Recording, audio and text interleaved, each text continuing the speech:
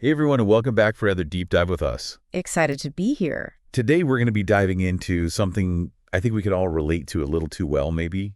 Yeah. That feeling when you just react without thinking, those kind of like impulsive urges that we all get sometimes. Right. So to help us understand this human tendency a little bit better, we're turning to Surah Maa'rij and specifically drawing from Nouman Ali Khan's lecture on this topic. Yeah, it's such an interesting topic, right? Because it's something that is so universal. Absolutely. And the Sutta, it really pinpoints this core aspect of human behavior using this word halua. Halua. Okay, so for those of us who are not familiar with that term, break it down for us. So essentially, halua means impulsivity or that inherent reactivity that we all experience as human beings. Okay. So, think of it like this. You win the lottery, boom, instant joy, right? Yeah. But then your internet crashes and suddenly, bam, frustration. Oh, yeah, I'm very familiar with that one. Right, exactly. And so that halua, that's that built-in mechanism for those immediate, often very emotional responses that we have. So it's not just like fleeting feelings. It's like we're actually wired for this kind of immediate reaction. Yeah, that's exactly it. And the Sutta isn't necessarily saying that these reactions are wrong or bad. Yeah. It's more about understanding that this is our default setting as humans. Oh, interesting. It's like this natural tendency that we have to have this kind of visceral response. It's like the Sutta is giving us a sneak peek into our own internal operating system. Exactly, yeah. Yeah. Why do we do the things we do? And so how does this halua actually show up in our lives? How do we see this playing out in our day-to-day experiences? Well, think about a time when you've been faced with a sudden setback. Mm-hmm. Did you perfectly maintain serenity? No. Or did you feel a little bit of that jazz bubbling up? Jazz feelings. Now there's another word. Right, exactly, jazz. It's all about how we as humans react to the tough stuff, right? The disappointments, the losses, those things that we experience in life that are difficult, the things that are not necessarily going our way. Okay. And so that feeling of, why me? When something goes wrong, that's jazz in action. Okay, I know jazz. We all do. And it's not always pretty. No, not always pretty, but the source reminds us that it's not about judging ourselves for these reactions, right? Oh. It's about recognizing them as part of the human experience, part of this natural wiring that we have and that awareness. That's where we can start to navigate these emotions more effectively. So it's not about denying our very human reactions, but maybe understanding them so that we can then make better choices. Exactly. Okay, I like that. But before we jump into solutions, are there other concrete ways that this halua, this impulsivity, plays out in our daily lives? Oh, absolutely. So, when you think about being stuck in traffic, Oh, yeah. and you have that urge to honk the second that light turns green, Yep. that's halua. Been there, done that. Right. Or, that desire to just keep scrolling on social media, Yeah. even though you should be sleeping. Guilty. That's halua influencing your actions. Wow.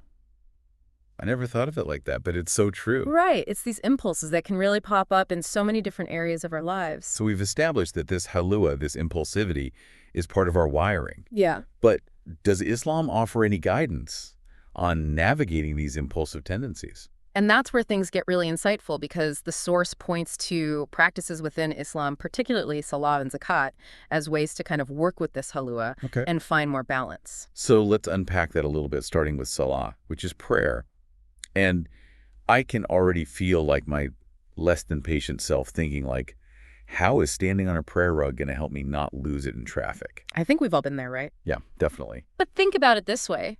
The source explains that Salah helps us tap into this wellspring of peace and patience that we have by reminding us of our relationship with Allah. It's like hitting the reset button on our emotional state. So it's about shifting our focus from that immediate stressor to something bigger, something grounding. Precisely. Okay. And it's not just about finding peace in the moment.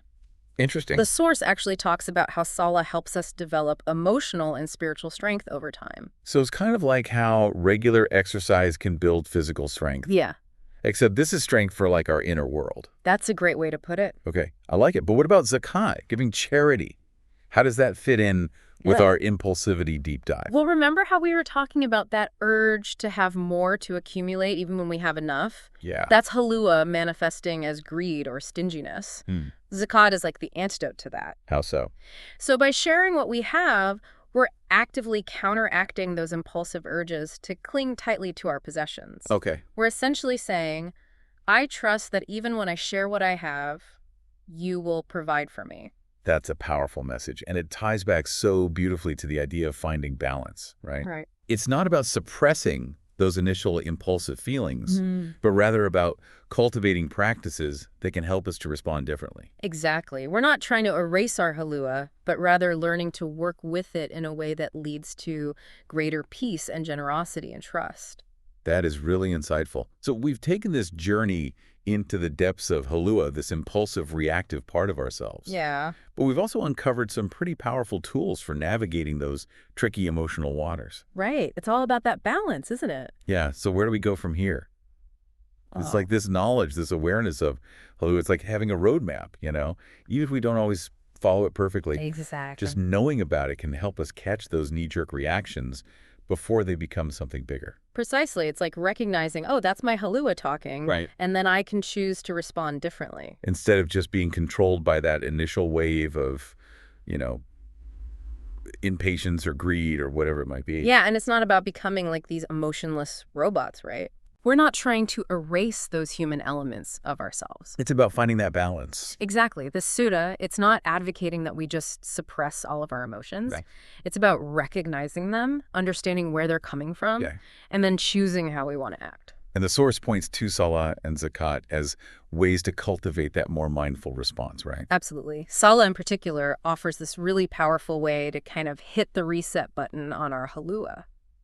Okay, so walk me through that. Yeah. How does prayer, this practice of connecting with Allah, how does that actually help us to kind of manage those impulsive reactions in our daily lives? So imagine you're feeling really overwhelmed. You're starting to feel that jazz creep in. Mm-hmm.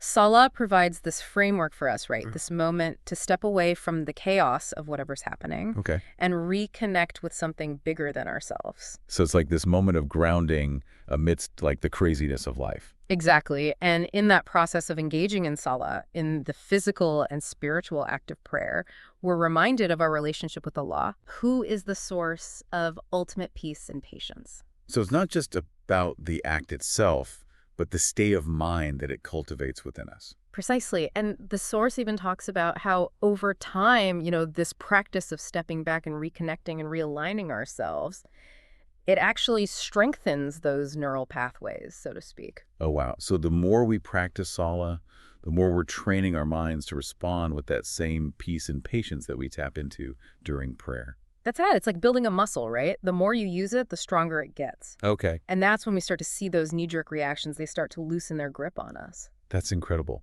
So Yeah. we've talked about how Salah can help us to find that inner balance, but Yeah. what about Zakat, giving charity? Mm. Where does that fit into this equation of managing our halua? That's where things get really, really interesting. Because remember, we were talking about those examples of halua, right? Yeah. The greed, the stinginess, the constant wanting more. The not-so-pretty side of our impulsivity. Right, exactly. Well, zakat directly counteracts that. It's like taking that urge to hoard or to cling tightly onto what we have Mm-hmm. and completely flipping the script. How so? Because when we give back to those in need, when we share our wealth, we're actively combating that scarcity mindset that halua often feeds on. So it's like we're retraining our brains to see that there's enough to go around. Exactly. And there's this beautiful trust that develops through that act of giving, right? Right. We're essentially saying, I trust that even when I share what I have, you will provide for me. It's like we're breaking free from that fear-based reactivity and stepping into this space of abundance and faith. Precisely. Zakat, just like Salah, it's about cultivating a different way of being, a way of responding to the world from a place of generosity and trust and faith, rather than fear and scarcity. That is such a powerful concept. Right. So it's not about getting rid of halua entirely. Right. It's about understanding it, working with it, and using practices like Salah and Zakat to help us to respond to life's challenges with more, grace and intention. Beautifully said. It's about harnessing the power of these practices so that we can live in greater alignment with our values and our aspirations. I love that. Yeah. So we've explored this concept of halua, this inherent impulsivity that I think drives so many of our actions. Yeah. We've looked at how it shows up in our lives, Mm-hmm. and we've seen how these practices like Salah and Zakat, they're not just rituals, right? Yeah, not at all. They're like these powerful tools we can use to shape our inner world, to work with this Halua that we have in a constructive way. Yeah, it's like they provide this framework, for approaching life with more intention, with more awareness of these inherent tendencies that we have. Exactly. And to me, that's incredibly freeing. Like just Yeah. knowing that we're not at the mercy of these impulses, that we actually have a choice in how we respond. Absolutely. And that's what's so amazing about understanding Halua. Mm. It empowers us to step off that autopilot, just reaction, reaction, reaction, and instead make conscious choices that are aligned with what we value. So as we kind of start to wrap up our deep dive today, Yeah. what's one key takeaway that you hope our listeners will walk away with? For me, it really boils down to the power of awareness. Like simply understanding this concept of Halua, this understanding that we have this innate impulsivity within us. Yeah. That in and of itself is huge. Because once you see it, you can't unsee it. Exactly. It's like a light bulb moment where suddenly you're just more attuned to those moments where Halua is about to like take over and you're like, wait a minute. Yes. And that awareness then allows you to pause and choose a different path. Yeah. One that's rooted in intention rather than just, got to react right now. So it's not about, beating ourselves up for having those impulses. It's about recognizing them and then using that awareness to make a different choice. Exactly. It's about recognizing that Halua is a part of our human experience. It doesn't mean that it has to dictate every single move that we make. We have that power to choose. We have that power. That is such an empowering message. And on that note, we want to thank you, our amazing listeners, for joining us on this deep dive into the fascinating world of human behavior and spiritual growth. It's been such a pleasure exploring these concepts with you. And we hope that this has given you some valuable insights and inspiration to kind of keep exploring these ideas in your own lives. And remember, this is just the beginning. Yes. Keep asking those big questions and keep diving deep into the wonders of self-discovery. Till next time.